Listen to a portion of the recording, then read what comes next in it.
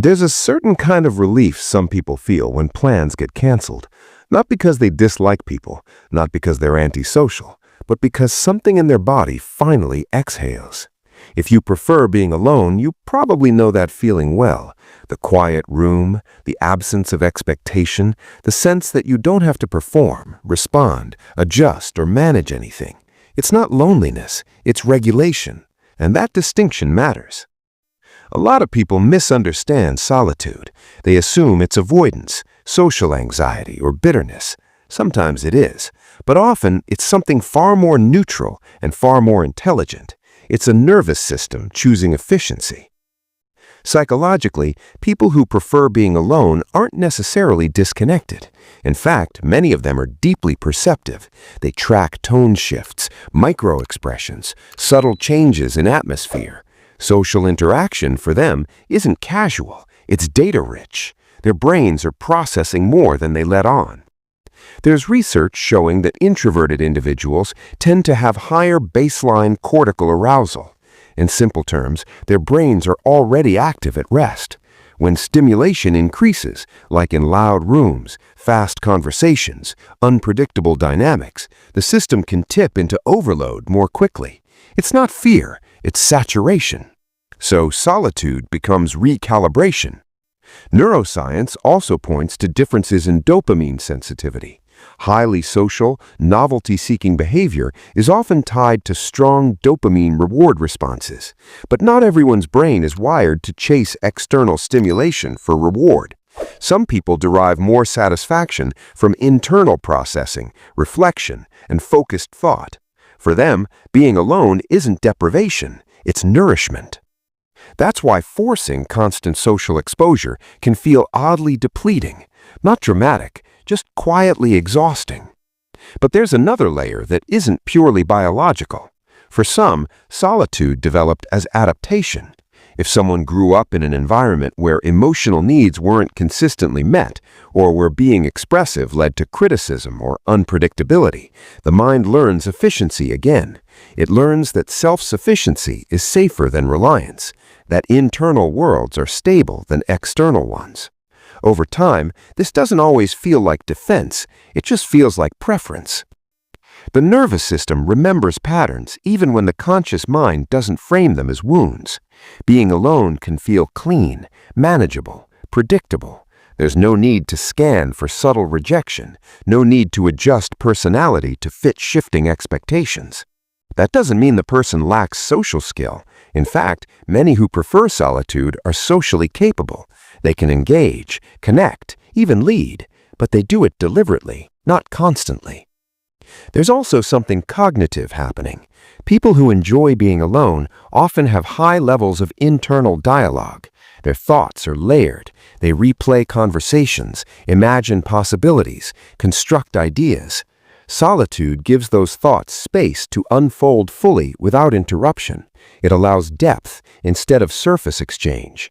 In social settings, conversation can feel shallow, not because it is, but because it interrupts that inner continuity. The shift from internal flow to external interaction requires energy, and energy is currency. Behaviorally, you'll notice a pattern. They're selective. They may decline invitations, but invest deeply in one-on-one relationships. They might disappear for days and then reappear grounded and present. They need decompression periods the way others need stimulation. Here's where it gets interesting. There's a paradox in preferring solitude. The very sensitivity that makes someone value aloneness often makes them highly attuned to others. They understand subtext, they sense shifts, they feel atmospheres, which means that when they do choose connection, it's intentional and often profound. But there's also a trade-off.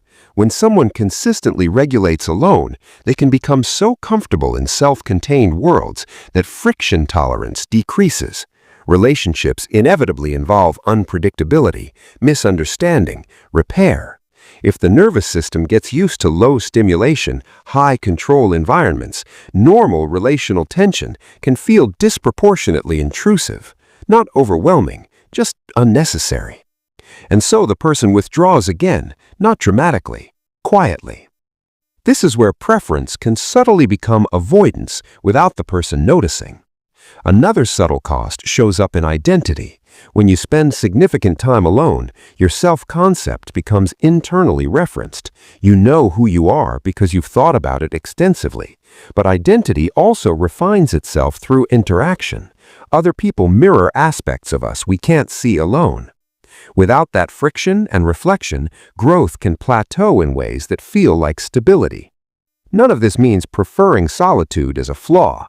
It's a pattern, a nervous system strategy, sometimes a temperament trait, sometimes a learned adaptation, often a combination. What's rarely acknowledged is that solitude can be a form of emotional intelligence. It requires comfort with one's own thoughts. Many people avoid being alone because silence amplifies internal noise. For someone who prefers solitude, that internal space is either peaceful or at least navigable. They've built familiarity with themselves. That familiarity builds depth. At the same time, humans are relational by design. The brain's attachment systems don't disappear just because someone prefers quiet. Oxytocin pathways, social bonding circuits, the need for attunement, they're still there. So what often happens is selective attachment. Fewer people, deeper bonds, longer recharge cycles. If you prefer being alone, you may notice something subtle. You don't crave constant presence, but you do crave understanding, not frequency, precision, and that's different. The social world often rewards visibility, being out, being loud, being available. Solitary individuals operate on a different rhythm. They value coherence over exposure. There's strength in that. You're less likely to chase validation, less likely to be pulled by every social current. You can sit with complexity without needing immediate consensus. But the hidden work is staying flexible, making sure solitude is chosen, not defaulted to, making sure independence doesn't quietly harden into emotional distance, making sure comfort doesn't turn into isolation simply because it's easier. The psychology of preferring to be alone isn't about liking or disliking people. It's about how your nervous system calibrates safety, stimulation, and meaning. Some people feel safest in shared energy. Others feel safest in contained space. Neither is superior. They're just different regulatory patterns, layered with experience.